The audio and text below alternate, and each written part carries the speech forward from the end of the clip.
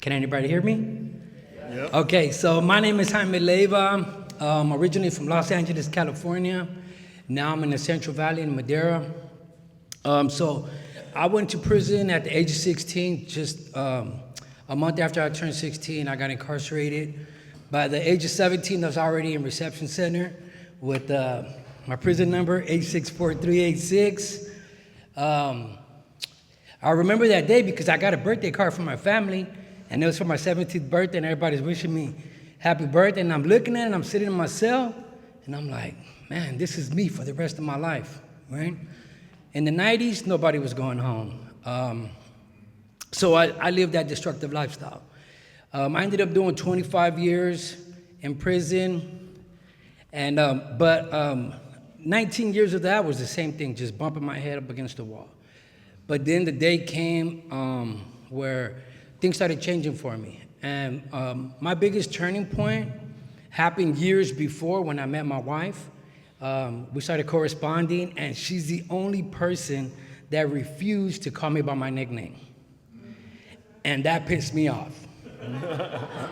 I'm doing life in prison for that nickname. And she refused. She called me by my name. She's like, no, your name is Jaime.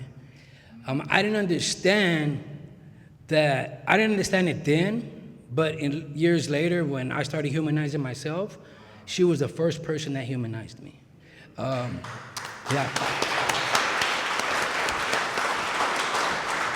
Stand up, man.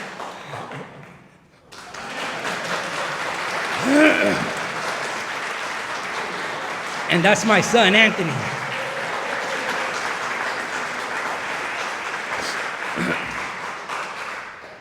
But, growing up, the way I grew up, there was a lot of trauma in my life. I had to overcome a lot. But when the moment came for me to really make a decision, the significant moment in my life was to walk away from the gang identity. That's all I knew. It was generational in my family. But when I did that, then I started really paying attention to who Jaime was and focusing and seeing the world through that lens. It was a blank lens, right? Because I knew nothing, I had no experience.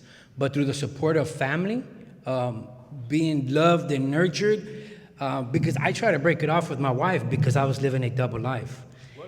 And instead of her turning her back on me, because I told her the truth that I was using drugs, living the gang lifestyle, she actually extended nothing but compassion and mercy towards me. And that's what really broke down all my barriers and allowed me to be me. She accepted me for me, and then I can accept myself for who I was. So 25 years later, I get out of prison. I've been out 8 years now. Yeah. I've been off parole for 5 years, 5.5 years. Today I have my prison ID where I get to go back into the institution and walk out the same day. So I do a lot of volunteer work up and down California with different organizations. Today, I started off as a case manager. Vandrick was my first case manager. Awesome experience. Going through that program with Sean Vandrick, it was for me, it was what I needed. And today, I became a director of a reentry program that I did for 5 years in Central Valley. And I never saw myself or my staff as we're here to help you and fix you, right? We walked alongside individuals. We nurtured, we facilitated the space of safety for them to be themselves. And that's what I took from going through your program, Sean, and your experience.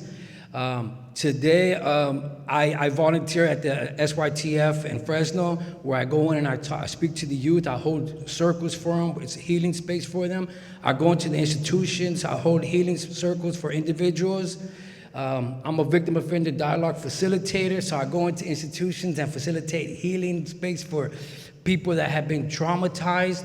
So my walk is my living amends is just giving back to my community as best I can, how I can. I don't have $1 million to give people, but I do have time, and I do know how to hold space for people.